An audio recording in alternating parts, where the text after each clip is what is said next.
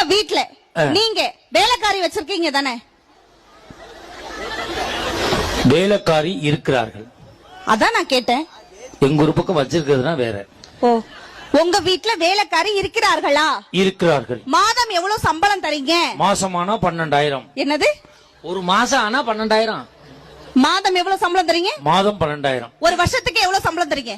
12 × 12 299. நீ டீ கடை பாக்கி வச்சதெல்லாம் இங்க சொல்லிக்கிட்டு இருக்காது. 147.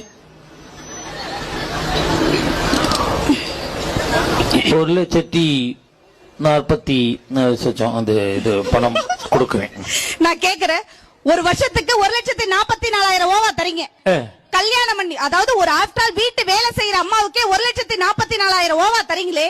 கல்யாணம் பண்ணி வந்தோடனே வீட்டுக்காரியா, சமையல்காரியா, ஆத்துக்காரியா, புள்ள பெத்து போற மிஷினா, இத்தனை வேலை செய்யறமே மாசம்